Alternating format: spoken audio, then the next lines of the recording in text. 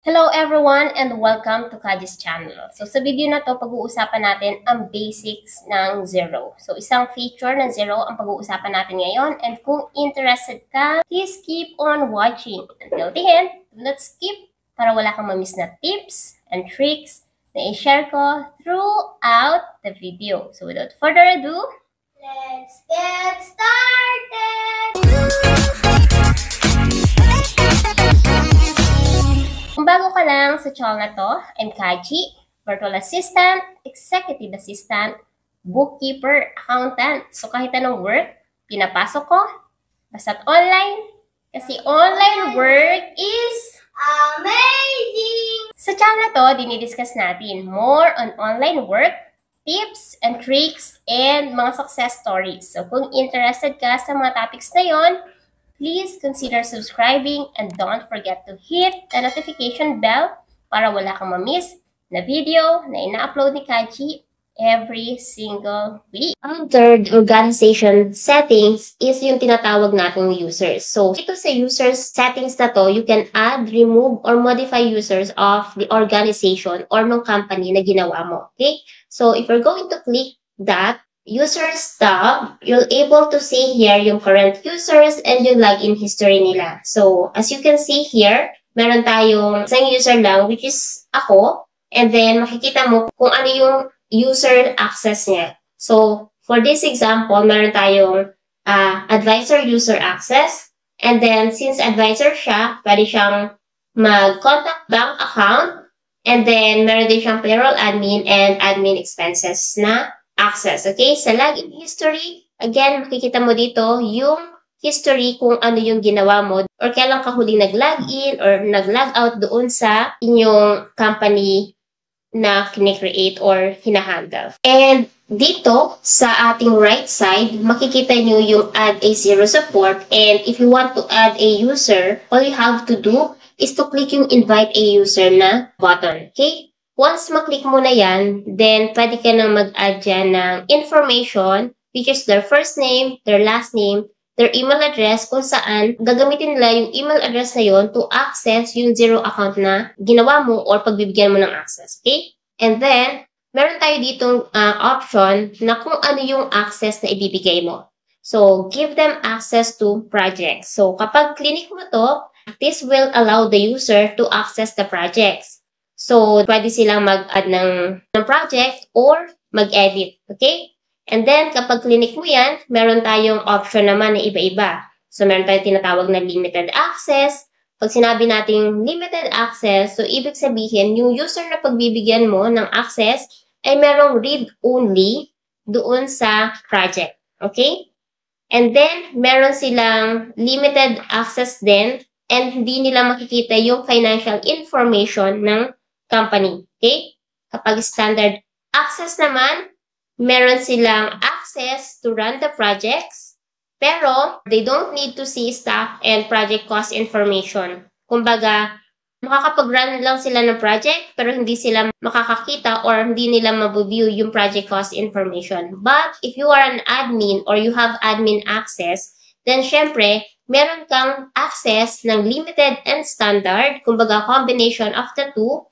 And ideal siya sa mga business owners and admin staff and mga accountant and bookkeepers like us. Okay? And then another access naman is yung tinatawag nating business and accounting. So, kapag sinabing business and accounting, ito yung, kumbaga pag binigyan mo sila ng access dito, ma-access nila yung invoicing, yung bills, yung bank accounts, yung reports, yung settings, and they can also manage users. So, let's try to click that and makikita mo dito, meron tayong 4 naman. So, invoice only, ibig sabihin, invoice lang yung ma-access niya. So, they can, pwedeng mag-create sila ng draft, or ng sales, or ng purchase orders and bills. Pwede rin silang mag-approve and pay yung mga sales and purchases. Okay? So, meron ka lang option dyan to select kung alin ang tamang access sa kanya. Okay? So, since invoice only, limited lang yung role niya dito. So, ito lang yung mga access na pwede niyang magawa. Okay? And then, wala siyang access sa bank account, sa bank account admin, sa report, sa pag-publish ng report, mag-set ng lock dates, mag-edit ng setting, and mag-manage ng user.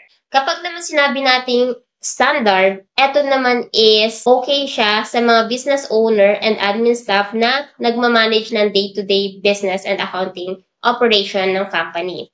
So, meron silang access sa buong sales and purchases na kanina ay nasa invoice only, as in lahat, may access siya diyan. And then, meron din siyang access sa bank accounts and balances. Pero of course, kailangan mo din piliin alin lang dito yung kailangan niyang access. So, reconcile and edit statement lines, walang cash coding, pwede siyang mag-bank reconciliation, yun yung tinatawag nating cash coding, and pwede din niya ma-edit yung statement line. So, cash coding din yan.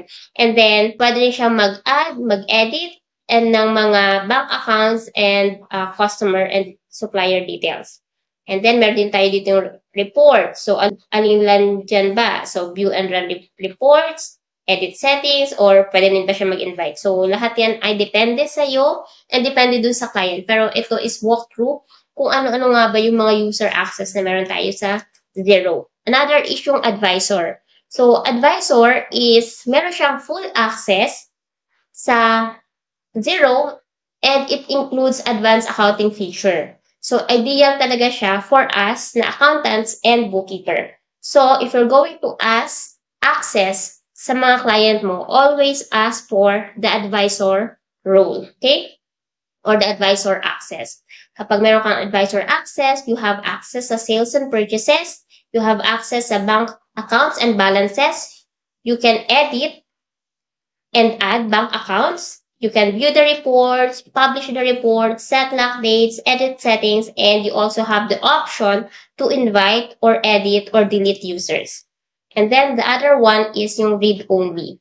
So, since read-only, so meron kang full access sa Xero account, but you cannot make any changes or you cannot edit, you cannot add information or transaction doon sa company. Okay? So, since read-only yan, read-only lang. And then, if you want to add a personal message, all you have to do is to click the add personal message and then make sure lang na meron kang information dito and then send invite. And once na masend mo yan, marireceive yan ng pinagsendan mo and all they have to do is to click yung link sa email to access yung organization dito.